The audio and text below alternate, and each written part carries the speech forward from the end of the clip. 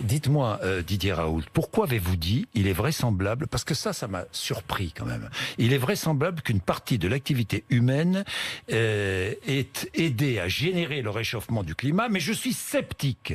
Et le futur est imprévisible. Vous êtes sceptique? Bien sûr, je suis même sidéré, mais je suis sidéré que ce soit devenu une insulte d'être sceptique. Enfin, il y a pas qu'on vit dans un monde de fous. Mais on dit pas, je vous demande, vous êtes sceptique, pourquoi êtes-vous sceptique? Mais sinon, je ne serais pas un scientifique, enfin.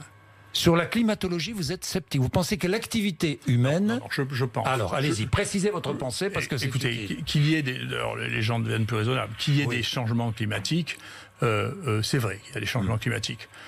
Qu'il y ait... Que nous devions faire attention à ne pas détruire l'endroit dans lequel nous vivons, c'est une évidence.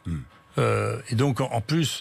Moi, je suis écologiste par nature, puisque toutes les maladies infectieuses ne sont que des maladies d'écosystème, en soi. D'accord.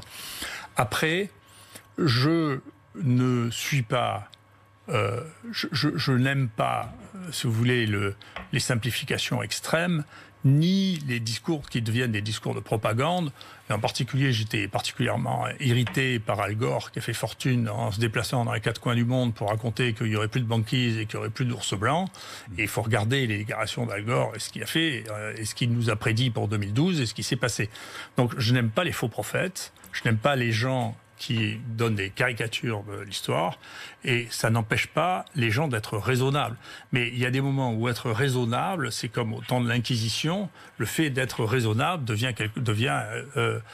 justifie le bûcher. Donc le scepticisme, c'est la nature même des scientifiques. Si vous cessez d'être sceptique, si vous cessez... Vous doutez de tout. Ah, bien sûr. Sauf de l'hydroxychloroquine et de son efficacité. C'est pas... Quand vous êtes mesquin. Mais je suis pas mesquin. Mais non. Vous êtes terriblement mesquin. Je vous explique une chose que vous ne voulez pas entendre. Oui. C'est la différence. J'ai beau l'expliquer à tous les journalistes, manifestement, vous avez un problème avec ça parce que c'est votre écosystème.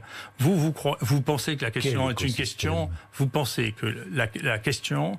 Et vous pensez ça, et lui pense ça. C'est pas la question. C'est moi, je vous parle pas de ce que je pense. Je vous parle de ce qui est ma pratique, ce que je vois. Peut-être que mes sens me trompent. L'efficacité, donc, de ce que vous voyez. De ce que je fais. Donc il y a une différence entre dire et faire. Vous faites... Et vous ne doutez pas du résultat de ce que vous avez fait. Non mais écoutez-moi, dans le... Mais vous l'assumez très bien, mais ça attendez, ne gêne pas. dans l'IHU, il est mort 38 personnes parmi les gens qui avaient un Covid et qui sont morts, moins que partout ailleurs, et je sais exactement de quoi ils sont morts. Donc vous pouvez toujours me raconter des falaises en me disant que l'hydroxychloroquine les tue par truc. Vous me demandez si je le crois, je ne crois pas. Non, c'est une généralité. Bon, d'accord, merci beaucoup.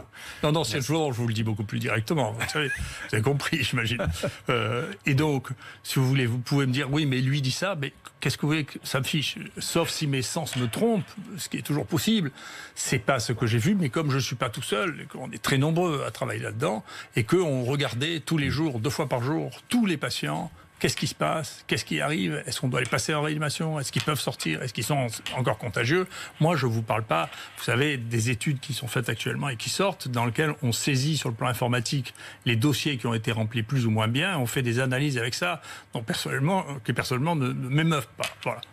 Donc je vous parle d'expérience, et l'expérience, c'est une autre forme de savoir que la littérature, c'est une autre forme de perception du monde, c'est l'expérience physique.